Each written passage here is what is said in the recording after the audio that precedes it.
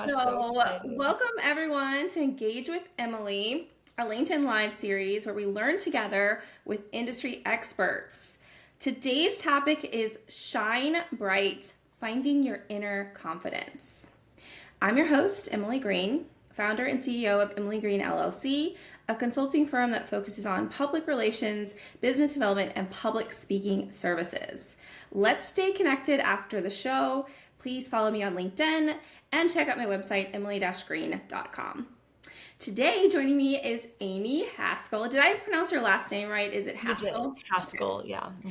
And Amy Haskell is an inspiring teacher, tutor, and founder of Total Writing Enrichment. She is known for her work transforming students' writing and lives and helping teens and adults get into the college and graduate school of their dreams.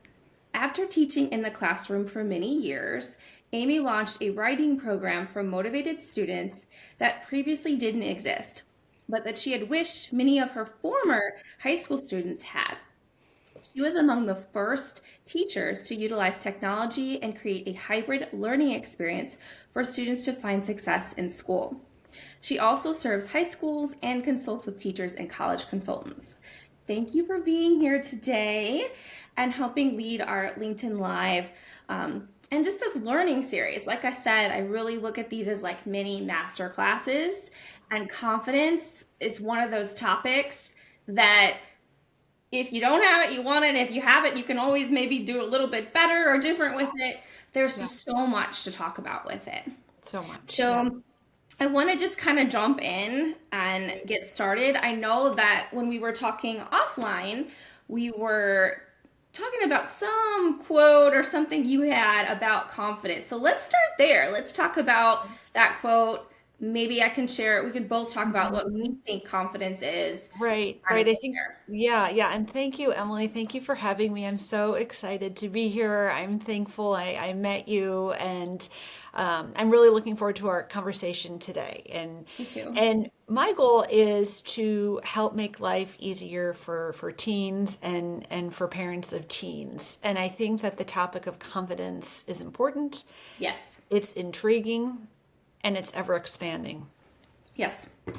And in everything that we do, who doesn't want to feel grounded and confident? And I think Yes. a good question I have is, what is our baseline? And even for, for people listening, what does confidence mean for you? And I know in working with hundreds of teenagers, and think back to when you were in high school, college, the beginning of college, what image comes to your mind when you think of a confident person? Yeah. And I almost wonder if when we were growing up, there was a slight, I mean, tell me if you'd agree or disagree with this, a slight negative connotation sometimes with someone like, oh, she's so confident. Well, yeah, and that's a good point because I think it can be, and maybe it's, I don't want to make it a gender thing, but also I do think sometimes with women, it's like, oh, who does she think she is? She's just so, she really thinks highly of herself. And it's like, that's good to think highly of yourself, not Mhm. good to be stuck up and put other people down, right? No one thinks that's good. But I Right. think believing in yourself, feeling like, yeah, I can do great things. I don't think that should ever be shamed. That's a Right, great thing. right. Or even we think of, like a teenage boy, like, oh, he's so confident. It's like if you let that Yeah. settle in, Yeah. and I think over the past couple of decades, and being a wordy type of person who, loves the meaning and how one word can tweak a whole sentence, I do think there's been a positive evolution behind the word Yeah. confidence. Yeah. Mhm, That's a good point. mhm. What do you think's caused that evolution? Do you think it's just like changing times or It's a really good question. And I think a lot of it is connected to what we both do. And it's really trying to be our best selves, helping other people step into their passions, to connect with others so that they can help others. And Mhm. if we feel grounded and good about who we are and how we see the world and what actions we're taking, then perhaps we do feel more confident. Yeah. And I just think a lot of this huge expansion in the personal development space has led to this growth in the Mm-hmm. meaning behind more of a positive spin on confidence. Well, I love that. So, do you want me to share my definition of confidence? Yes, share your definition. Okay. And what I think, if any, for those of you that are listening, what's kind of funny here that you don't know is that right before Emily and I hopped on, I said, I think I have a new spin on the definition of confidence. And I said to Emily, but I'm going to leave you in suspense. So she's in suspense right now. I But am in suspense. yeah, but tell me what yours is. I'm intrigued to know.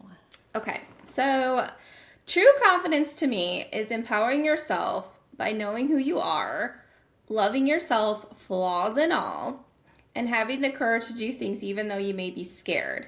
It means boldly going after the best life for yourself. So, that's what I always say. Okay, Emily, this is so awesome. I would like what I'm going to say. I think what you said is necessary to hear before my little blurb that might cause you to spit out your coffee.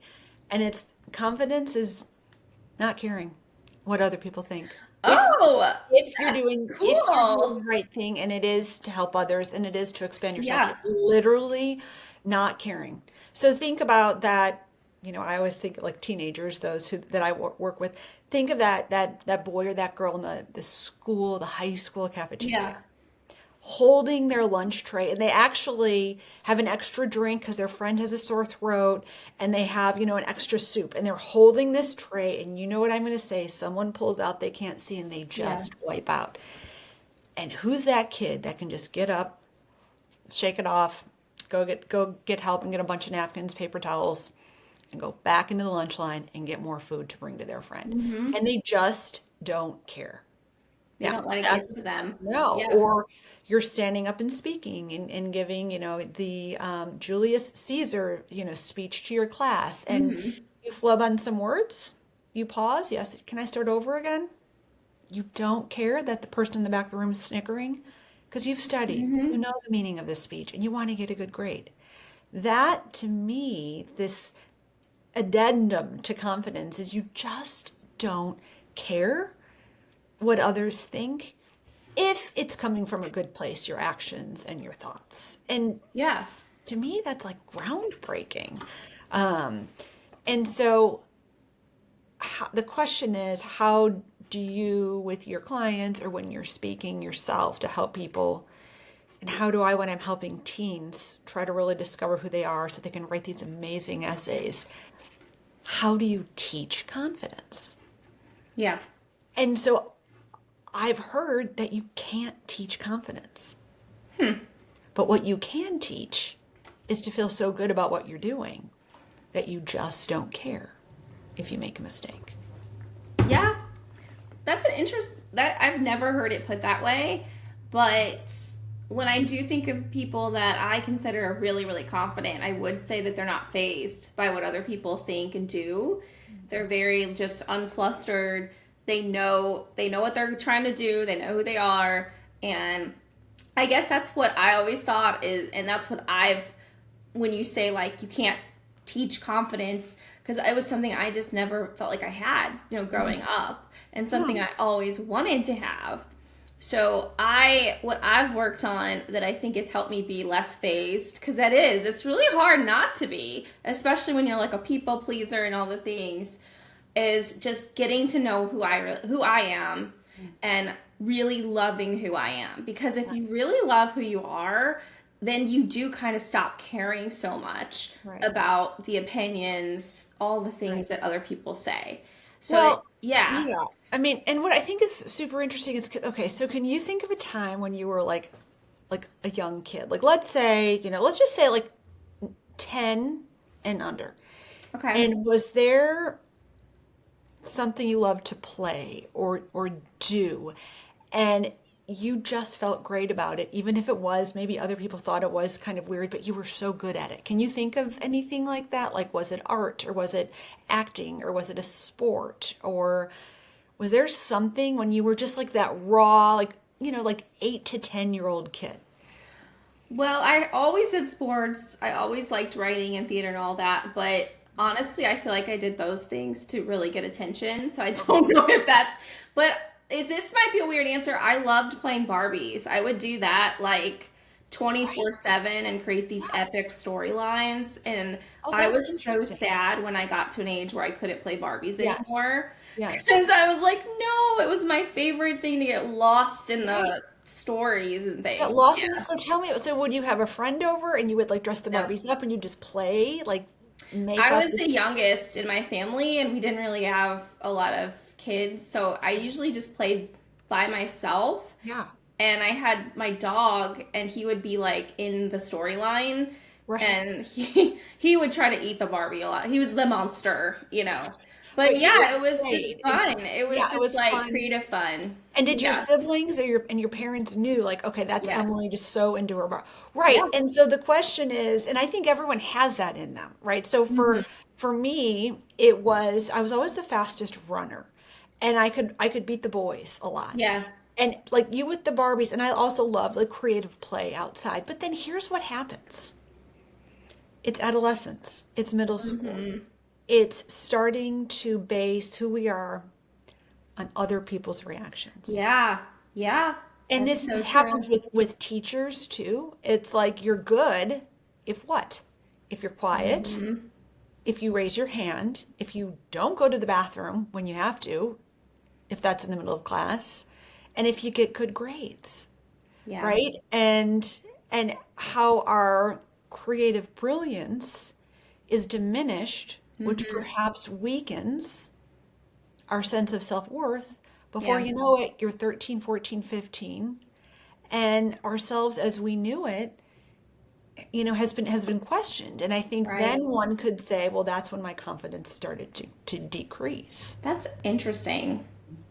That is really interesting because I would agree with that completely. I would say, because I remember directly thinking in like around fifth and sixth grade, being like, I used to feel so happy and love myself all the time. And then you start feeling just like it chips away. All this stuff kind of chips away at that feeling.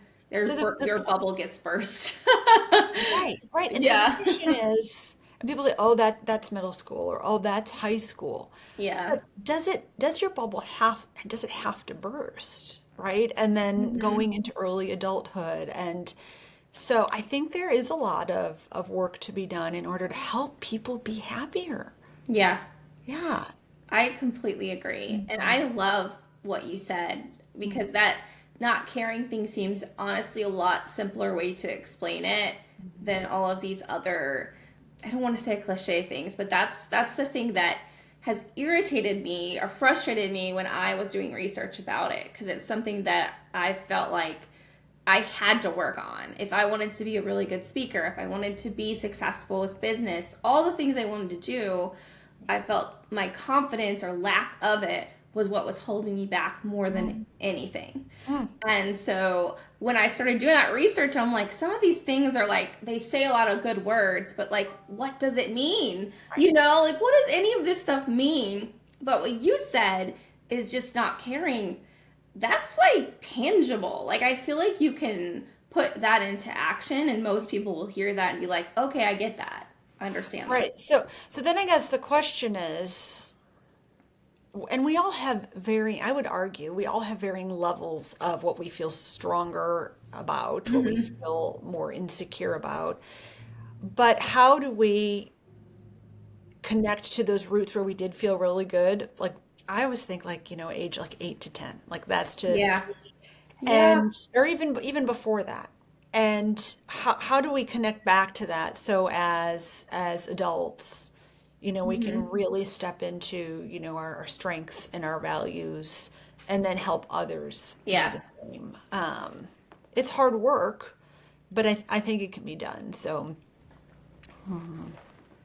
Well, I love that you're bringing these questions up, and I think that it's a shame that our bubble has to burst. I wish that it didn't, and maybe having things like this, maybe having these conversations, is a way to, like you said, if it's burst, maybe we can get back into it. Maybe we can find our bubble again. Well, I don't it's know. well, right. And so here, this is one of the reasons that, so I am a former high school English teacher. I've also Hmm. taught, part-time at the University of Illinois in DePaul University in Chicago.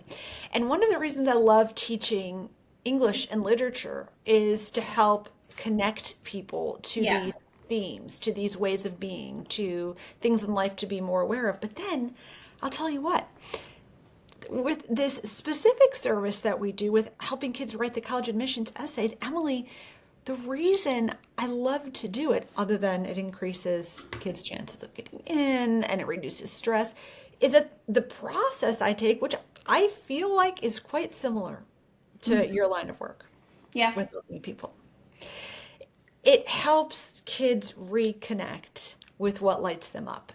Ultimately, what we're getting at for the purpose of today's theme is it helps them feel more confident. And it's by Mhm. doing this, producing this essay to get into college. Yeah. Well, let's jump into that. So, just to kind of tie in our two worlds and why we started talking about this conversation is that confidence it's really important in leadership. It's really important with college admissions. If you get your leadership, your confidence up in college, it's going to help you when you get out of college too. So, there's just all of these kind of synergies. But also, we had talked about how students today they really have to brave like this whole new world with social media, the internet. I mean, when I was going to college, the internet it wasn't used that much. And now it's just, you have it on your phone everywhere you go. So I can only imagine what I would have felt like back then when I was trying to get into college and seeing everyone talking about what they're doing and this whole thing online where it's all kind of fake and curated, and that chips away at your confidence.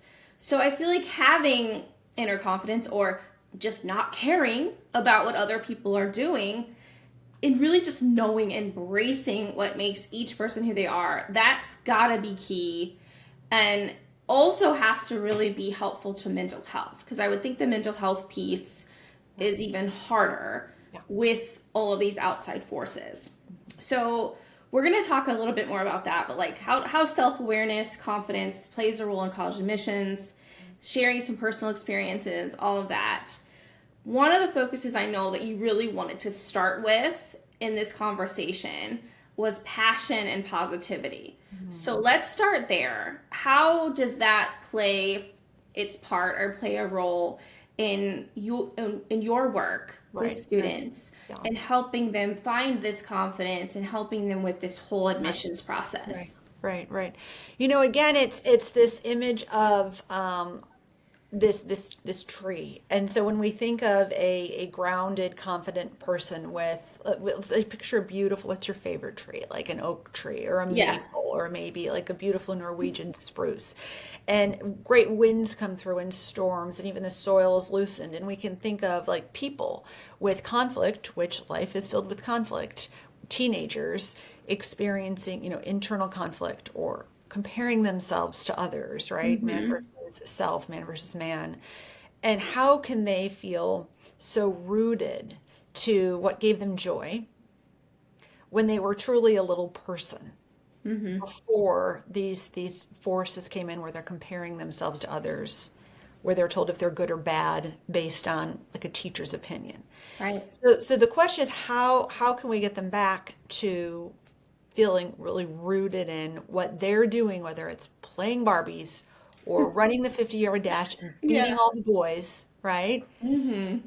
With what they feel passionate about makes them feel good and not insecure. Yeah. And so I think that's one of the tricks with how kids can step into the entire college application process, whether it's quickly and efficiently connecting with a variety of colleges. Some kids don't Mm-hmm. know where they want to go, or they're basing their decisions on what their older siblings did, which is fine, or where their parents went, or Yeah. their generations, which is great. And I think that actually can help sometimes Mm-hmm. to stepping into the activities they love. I mean, I'll never forget, Emily, one time I was working with wonderful, wonderful kid. This was years ago. Um, we were working on some kind of like English class essay, and he said, "Well, Miss Haskell, I don't think I'm going to be able to have the rough draft ready because I have to do something this weekend that I hate. I said, okay, well, what do you have to do? And he goes, Yeah. oh, I have to go on this Boy Scout camping trip. And I said, well, that's really cool. Like, isn't that a neat Yeah. opportunity? He goes, nope. I'm doing it just so it shines on my college applications. But I hate camping and I Mm. really don't look forward to going to any of the meetings. And so, and I get that happens and we have to do things to get Yeah. certain grades, but Sure. Sure. that's a lot of time, Yeah. right? That's a lot of time. And so I think through the college, when you're really thinking of your future, right? How can that be just a more smooth transition than this push kids on to the next step, even if they're not Mhm. ready, even if their current state of mind and daily activities is a mess. So by, helping them reconnect to what brings them joy, what makes them feel Yeah. good, and perhaps helping them to connect to future goals like you were saying, like building a business or being able to speak effectively and admitting I don't have those skills now, Yeah. and that's okay. And even if I don't have those skills, I feel confident. So I think that's a big part of the work I do with students. A lot of it is, you know almost like life coaching consulting. Yeah, it sounds like it. Well, it sounds like there's some crossover there. Right. Right. Well, some people say the way we do anything is the way we do everything. And Mhm. so if we look at education and the college admissions process holistically, it and we look also at the hardcore facts that are out there with the thousands and thousands of increases in applications every year for the Mhm. same number of spots. There's a huge shift and transformation going on. Yeah. So it's helping kids picture their best selves, write down their goals, accept what's out of their control. They Hmm. can't control thousands of other kids Right. applying to college, but yet making a plan for what they can. That gives kids agency. That gives kids a sense of control, and that gives kids a lot of motivation. Yeah. Yeah, which is super exciting to see. And are there any like specific questions or things that you do to help lead them to figuring these things out that you Mhm. mentioned? Yes, and so it's kind of fun because, these students always say for the college admissions essays, like, well, I don't know what to write about, Miss Haskell. I I am just a normal kid. Mhm. I haven't saved someone on an airplane or, rescued someone from under a Mhm. car. And so I'll say, here's the trick. It's not so much what you write about, but it's what you're communicating about you. Mhm. And so we do a variety of exercises, and I'll tell you some of these questions to like get to, Yeah, you I'm know, curious. who, yeah, who are they? If they had to write like an implicit thesis statement, like an argument about their Mhm. core characteristics, that's a great place to start. And that can be hard. I mean, that could be hard for you to do. If I said, okay, Yeah. Emily, due in 2 weeks is your 650 word, that's the word count for Yeah. the your 650 word like life story, or, Mhm. you can be really creative, and that's for better or for worse, right? And so here's what's really cool that I think helps a lot of the kids is I'll say, what makes up a great story? Every story has something. And they're like, Mhm. characters or like the setting. I'll say, no, every great story has a conflict. Mhm. Not that you have to write about a conflict, Mhm. but a great starting point. And I think this is helpful for like adults in their business or with writing like life goals. What Yeah. is it that you don't like? Who has really bothered you? And maybe that person actually is reflecting some things about yourself. Mhm. So, teenagers, they love the gossip. They Oh, love, I drama's mean, their everyone middle does, right? name. Like, and so that's Yeah. oftentimes, instead of trying to think of this epic moment, Yeah. right? That's oftentimes a super effective place to start. Like, who's bothered you? Has it been a coach, another player, a student in class, a teacher, a parent? Imagine that. And now let's drill down. What was the situation? Has that come up Mhm. again? And then let's drill down. Was it really the external source? Or was Yeah. it really something within inside you? And then they're starting to go deep. I mean, that's after a few sessions they see. And so really for these college essays, I think there are two main buckets. And one is the content, and that's where what we do, I think, has a lot of Hmm. similarities. And then the other one, of course, is the writing technique. And that is a whole nother session. Yeah, I could see that being much more like technical focused, but I do see a lot of similarities in what you're talking about and some of the things that come up with the, adults that I talk to and work with. But in my podcast, Love Means Business, we always every interview I do with people, we're talking about these very traumatic stories of people experiencing dark love, all this stuff. Okay. But I always ask them some form of this question.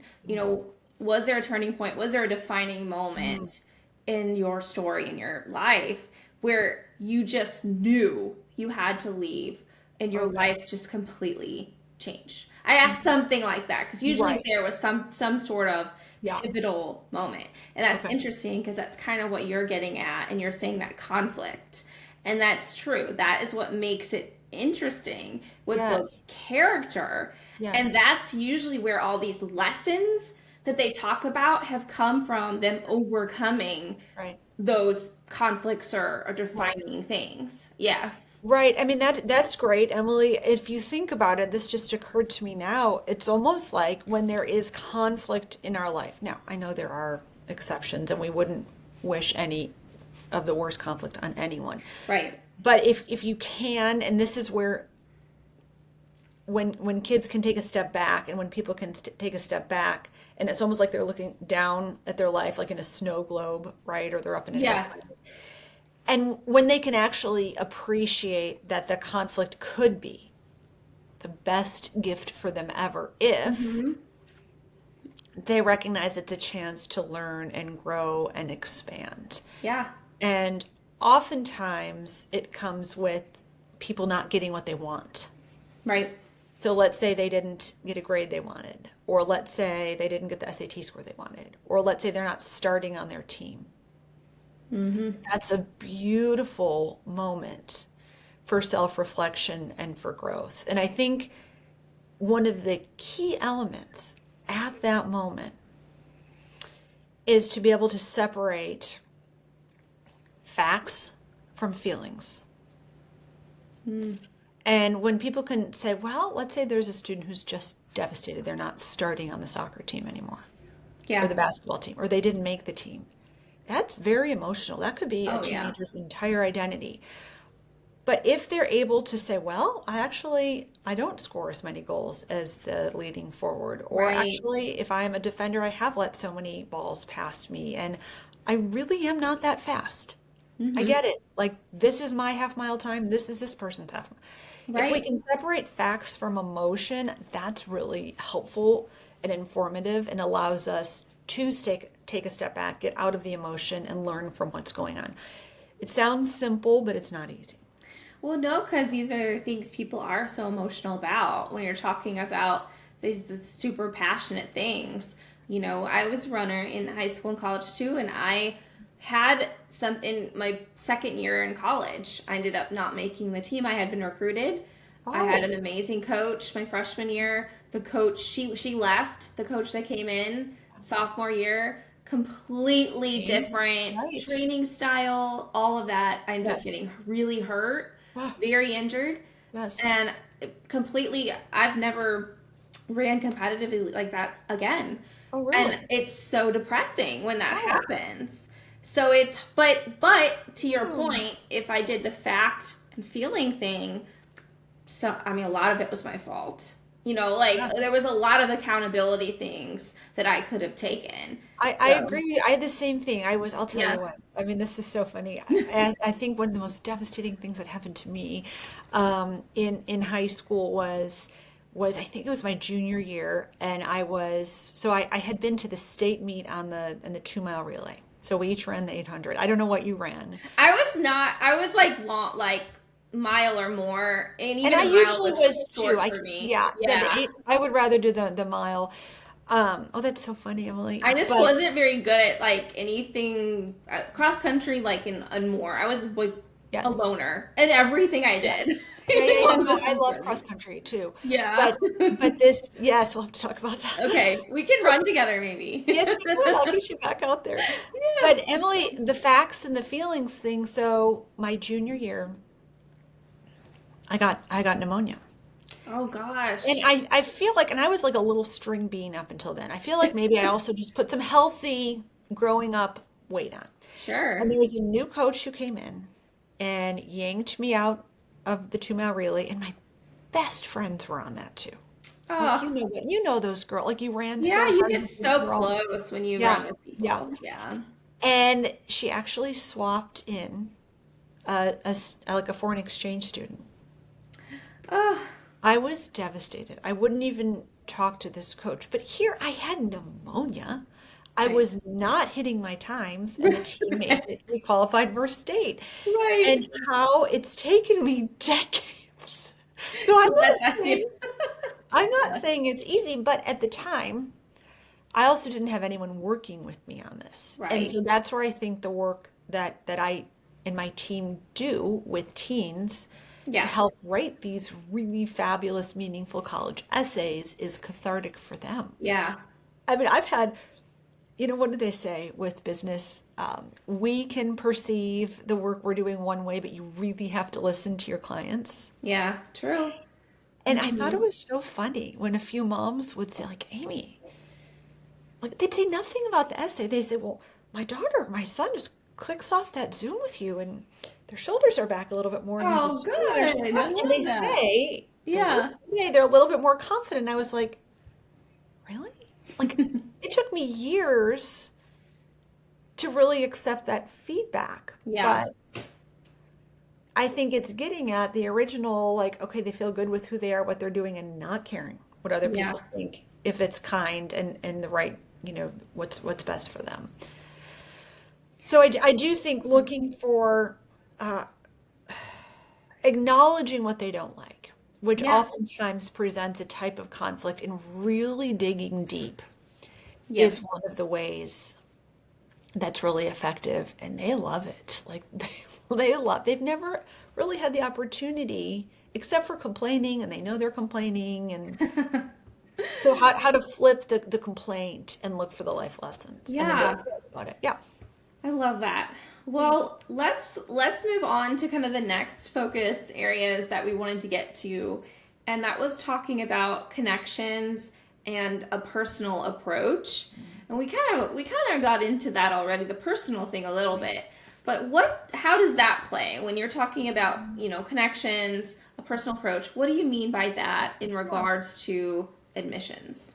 Yeah, it could we could go a lot of directions with this. What first came to my mind was with connections and personal approach was so you have the two main categories for college admission essay writing. This Right. could be for graduate school essay writing too.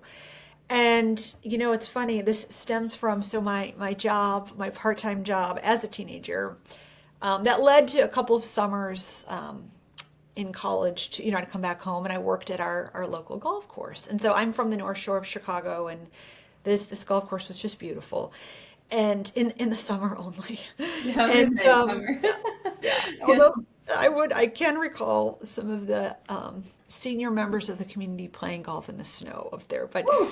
That wind effect is brutal I though. know, I know. But it's one of the best jobs I've ever had. I loved that job. And I'll tell you, I learned from a lot of the pros and I've applied this to how I work with students. And I think this is great advice for parents with their kids, for business coaches, and I noticed some of these pros, really great guys. Whether they were starting with kids and teaching them how to golf, or especially adults who had never picked up a club, they would often ask them, so, tell me what sports you have played. So for example, if it was baseball or if it was tennis, but they had never golfed, the pro would quickly apply, holding the tennis racket or holding the baseball to the approach with starting off with holding the golf club. And so I think with kids, with their college search, and then with searching for their topic and their structure and their story for their essays, we can start off by connecting to what they already know to help them feel good, to lay a strong foundation, right? And then when we think about writing technique, I have so many. Actually, there's a mom I'm going to talk to later on today who she's about to sign her son up for college essay, and she says, Amy, he hates writing. He absolutely hates it. And so what I would do in a situation like that is start off with any kind of success he's had under the umbrella of reading, understanding literature, writing, even thinking about himself. Any kind of even text message. Yeah. That's been effective. So I think the idea of connecting, it's like this. It's where are we now? Where do we want to go? And that can be really like anxiety producing, like decreased confidence, like, oh, how am I ever going to choose a great college? How am I ever going to write 17 essays? Because some of these kids have 17 essays. But if we start with connecting back to what they already feel good about, what they have solid footing with, I think that's a really effective approach. And I think we can do that with like anything, whether we're training for the half marathon or getting Emily to run her mile again, right? It's like, it's can seem really intimidating. Right. Yeah. That's interesting. So in regards to like leadership and how I think about connections, I always think, and I say this, I'm going to butcher my own quote, but I say something along the lines of like, you're always one connection away from your next client or relationship. And I think about that, like if I had that spirit or that mindset when I was in high school and college, like how could I have used those networking skills and those relationship skills to help me with some of these opportunities. And I see it like in my daughter, she's so emotionally intelligent and just so smart socially. And how does that work? Have you seen with social media, with being able to connect in a lot of ways a lot easier with people? Are they using that to help with the connections? Right. That's a really great question. And I think here's the thing, like kids know they can send anyone a DM. Yeah, which could be bad though too. Right. And can find almost anyone online. But you're right, there's still this block with then why don't they do that? Because we are only a connection or two, or what is that, the 6th degree to anyone.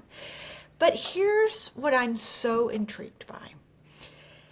And it's the big R word. It's the biggest enemy we face out there. I know what you're going to say. Yes. And it's resistance. Oh, I thought you were going to say rejection. Sorry. Well, but that's part of resistance. Yeah.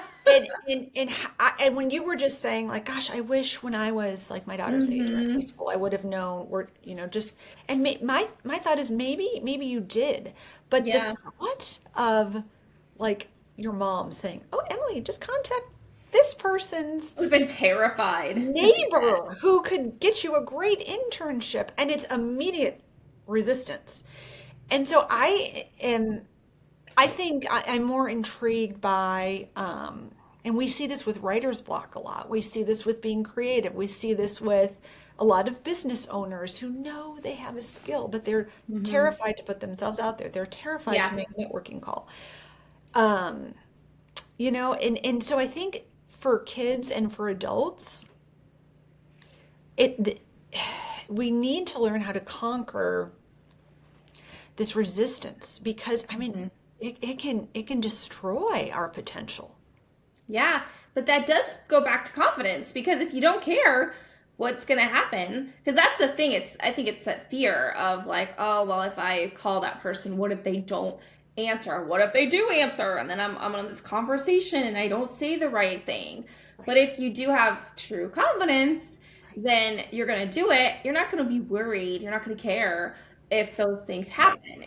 You're going to care So, more about if you don't do it and you miss that opportunity. right, right. And I think we could break down, I feel like I wish I had like a flip chart right here. I Yeah. think we could You break need down your when you, chalkboard. You're teaching. yeah, I know, I really should get one. Yeah. But if we broke down like, I don't care Yeah. into, um, whatever the person's response is. So, like right now, so anyone watching this, and even for you, and I'm even starting to think right now. So, here's the thing, what could we all do? Like, let's say, like Yeah. three things, five things, where we are maybe just one phone call away Yeah. from, like I could be speaking to like thousands and thousands of parents and teens about college admissions and essay writing. What could we all be doing right now that very well might advance us? It could be you after this call putting on your old running shoes and getting out there. I'm not kidding, Emily. I'm going to be on you pounding the pavement about this, right? Well, I But want to run with you now. We're going to yeah, make let's this get ready. happen. We will. But what can we all do? But here's the thing: like if we had this, like I don't care, because Yeah. if we're saying that's confidence, and this just stick with me for a second because I think this is really great. Okay. And if we broke down, I don't care if we get a rejection, if we're ghosted, if we get a snarky comment. Yeah. Emily, who do you think you are to Yeah. like be on this stage? Or Amy Haskell, who do you think you are? Like you haven't Right. even published a book Right. yet, which I want. The I don't care is, oh, okay, just not yet. And we separate the feelings from facts. Like, okay, Hmm. what do I have to do in order to whatever it is that you want to do? So Yeah. I think one of the homework for teacher for this episode today is if people did identify, and I'm going to do this, if we did identify like what's that one step away, whether it's a one Yeah. person, and then what is holding us back, right? And then how can we move into the I don't care, which really means it doesn't have anything to do with who I am. It might have to do Mhm. with skills I have to improve. It might have to do with tweaking things on my part. So I think, does that make sense? It's like Yeah. yeah, the I don't care really is like, that's okay. There's just room for improvement here. This is just a life lesson. Yeah. But I think the resistance, rejection, all of that, it is a big key part of that because if you are letting yourself be phased too much by that, I think it's good to learn from it. And that's what I think you're saying is like, what are those things that, if you get a no, a rejection letter, or you get somebody says a snarky thing, or, whatever, what are you going to do? Are you going to let that completely stop you? Are you just going Right, to just never do that thing? Or are you going to say, right, okay, like you said, maybe it's not the right time for me right, to do this because I need to work on this, this, and this. right, Or say, you know what? I don't agree with what they said. I'm going to go find someone else that right, will hire me for this or will right, say yes. right, But it's not just taking that and letting it completely deter right. you. And furthermore, Emily, I think a really good practice, and I know you're going to be able to relate to this, and I don't know, maybe you'll be able to relate to this, but let's bring running back in. So I don't know about you, but before we would have a track meet or a cross country meet. Now, this is coming out of the. I think I'm a little bit older than you, and our coach was pretty darn old, and he would have us all like lay down in the gym, so all the like cross country girls, and he would take us through like mental preparation. Like you're lining up at the Hmm. line, you've got to all Yeah. narrow Yep. in. What are you going to do when you get spiked? What are Mm-hmm. you going to do when someone elbows you? Furthermore, we had it for cross country, a 2 mile race. When you still have half a mile to go and it's uphill and you can hear that girl coming up behind you and she doesn't sound tired. Yeah. And how can we go through that like mental preparation for whatever that next step is so that when we do feel the conflict, the anxiety, the fear, if you're running a cross country race, Yeah. the Yeah. physical torment too, we have a plan. Right. Yeah, that's so interesting because I do think that's one of the cool things about any sports is the mental part is what separates the really good from the great athletes. And I think the mental preparation is what gives you the confidence to actually do it because it is painful, it's scary. It's not like you win a race and I mean you feel amazing, but it hurts. There's a lot of things that are very hard about it. But I think that mental preparation, at least for me, like you're saying, that helps give you that confidence to say I can do this because I've thought through Right. some of these things that might be hindrances to me Right. finishing. And you could even have in your Yeah, mind, like, okay, here's my worst case scenario. yeah, yeah, And like, let's say you're going to speak, like you're getting up in front of the biggest crowd. yeah, What's the worst thing, some of the worst things that could happen? And you say to yourself, okay, and guess what? No one is chaining me there. I could say, okay, thank you very much. And I could literally walk off. I mean, like, what's the worst thing? Now, that would probably never happen, right? No, Or it's you just get, funny because I used to do live TV. I did segments all the time when I was in Missouri in St. Louis market, and I would do that. I would think about the worst case scenario if when I was on TV, like what am I gonna do if I just like yeah, spaz out and forget everything? And so I had this thing I came up with, and I can't believe I'm gonna share this today. I've only told like my husband this, but I was like, okay, I'm gonna have a phrase I can say that would apply to absolutely anything okay, if I forget what I'm supposed to do, because then it would give me time to like get back there. So I would do a lot of fashion segments because I worked in like retail and I was their yes, spokesperson for these malls. And so if I lost my train of thought or something came up and I was like, oh crap, I forgot this or that, I would say something along the lines of, oh, that's so dimensional. It really is really versatile. It goes from, and then I could go from there. But it worked. And I only had to use it like 2 times. interesting. But those are the kind of things you're talking about. Like you It is, get right. these kind of like it eased my nerves because I Yeah, knew if you're on live TV, you're gonna forget what you're yeah, saying yeah, sometimes. yeah. You have to have those like phrases that kind of help you That's get back interesting. there. Yeah, yeah. And I think if you know you have like a soft place to land, although it's not ideal and you don't want to be Yeah. there, that does help you feel more confident because you're like, okay, I have a mechanism to get through this. No, that's Yeah. really good. Yeah. He always makes fun of me though, because he'll be like, "Oh, that's so dimensional, and it goes from day to night," and I'm like, "Oh, I should have never told you that." Oh my gosh. Wait, what is it after it's so dimensional? What did you say? And it goes from day to I night. would say, "Oh, it's multidimensional. It goes from day to night." So funny. Yes. Okay, I'm And gonna say almost that to you. anything fashion wise, you can say that about, and you're like, "Oh yeah, Okay, that's it hilarious. really is." Right. And yeah, so I mean, I think my point with that is I was trying to give an example of what you're saying is like that was something that I had prepped myself to use in a scary situation where I would forget. And the same thing with running, like if you get spiked, if you lose your breath, like what are you going to do? You got to have things figured out if you Right. can. Right. Yeah. Right. Excellent. But Cool. yeah, feel free to use that phrase, anyone listening. It works in almost every situation. Um, Oh, so dimensional. okay. So, all right. So then I think we touched on this last topic a little bit, but I want to make sure we focus on it Okay. because this was actually what got us talking was Okay. living your values. Yeah. So discovering and living your values. Right. So when we met, I was giving a presentation about living and loving your values. And it was not about college admissions per se, but it's very applicable. And the Yes. core values thing is something that you and Yes. I talked about Right. being really helpful with this whole process. Yes, yes, no, that was great. And you did a wonderful job Oh, thank speaking. you. And I think for anyone or everyone watching this, I like rushed up to Emily afterwards. I was like, are you kidding me? Like 70% of your content about your values and living Yeah, your values is right. part of the Yeah. process that my team and I use to help students write these essays. And so, and then you had slides, and I was like, you're kidding me? I've never met Emily before, and she's just like a chapter out of my, book here on how to write these essays. So Do you want me to talk about how that is important or how I use that with teens with writing their essays or just Why don't overall? you start with kind of how you use it in Yeah, your line of work, and I'm sure yeah, we'll morph into yeah. something.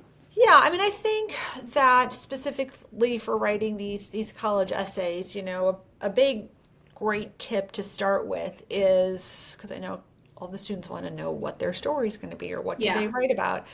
And I'll say, well, if you really look at your high school transcript, like the classes you took, the levels of honors, regular AP, and the grades, that tells a story. Yeah. Hmm. That exudes certain values. You value education. You listen, you're obedient. There are some geniuses out there who have D's and C's. So, what do those grades already say about your values? Yeah. What is your activity list already? Is it packed with volunteering? Are you president of, founder of, major leadership? And so, what are you doing when you're not doing things you have to do, like Yeah. school, your sport, theater, your job? And so, I think for students to be able to connect to their values or what they value is again a way to help not only write amazing essays that help them get accepted, to not only help them gravitate more efficiently to where they want to go to college, but to feel really grounded and confident. Yeah. Yeah, yeah, I so agree with that. And the core values thing for me, when I really ironed that out with my first business, the marketing agency I sold last year, okay, it was a game changer for the confidence I had leading the agency okay. because it gave me this clarity Mm, of making decisions, of figuring out what were the right clients, even who was mhm. the right team to bring on. Right, So I think there's that clarity that I think is yeah, interesting, right, that if you have, you define your own values, like for your personal brand, right, which honestly is what you kind of are doing yeah, when you're applying for college. It's your personal brand, whether you want to right, say it like that or not. That is going to help you also figure out, like, what type of college should you go to, right, what should I be focused on with my admissions. Like, right. it just gives this like Yes. focus. That's Yes, it cool. does give this focus. And I think that it's a great grounding point and just having that clarity for students. What's interesting, Emily, is oftentimes after reading so you have the Common App essay, that main personal statement. And then not all, but most colleges have these like specific, I call them the supplemental essays, like, why do you want our college? Or tell us something else unique about. And oftentimes, those supplemental essays inform the student about what the college values. Oh, yeah. I didn't think about it like that. Yeah. Yeah. Yeah. And so Okay. it's almost like if you were interviewing for a job, Yeah. right? Yeah. To ask, it's not just you, it's to ask the interviewer, like, well, what are some of the service projects that this department of Yeah. the bank is involved with? Or Right. so I think that what you and I do definitely focuses on defining those values, which pays off in dividends for the students and then with the clients you work with. Yeah. Well, we are Yeah. coming kind of to the end. I cannot believe we've talked for over 50 minutes. I could talk to you for probably another hour about these Yes. things because it's just so It interesting. is so interesting. Um, like, I don't know, the confidence thing. It's just, I think it's going to be an ongoing Yeah. leveling up for me. I don't think I'm ever going to be one of those people that just can just effortlessly not care. But I Right. think because of that, I also am very empathetic to anyone that is like that. And Right. so thank you for sharing this. And I hope people that are watching this will get, something out of it. And we'd love to hear from you. So when we Yes. post this on social media, please, let us know what you've done to Yes. help you find your confidence, or what confidence means to you. I'm really curious to Yes. see what people say. Hmm. Hmm. So, how can everyone that, is watching this, how can they connect with you more? Oh, well, thank you for asking.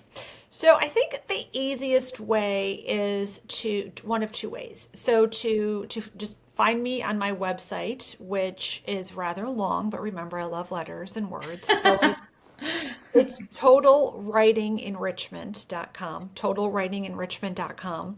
And simply, if you wanted to get a hold of me, you could send me an email, which is amy@totalwritingenrichment.com. So it's just my first name and then at my company name. Would love to hear from you. I'm here to help make life easier and better for teens in the college application process. And remember, I want to leave people with this. So, confidence isn't about being the best, it's about believing in your journey and your ability to navigate it. So, take a deep breath, trust yourself, and embrace this exciting chapter. As my daughter says, I can't do it as empathetically as she goes, "You've got this." That's like her favorite thing to say, but Love it. it's pretty awesome.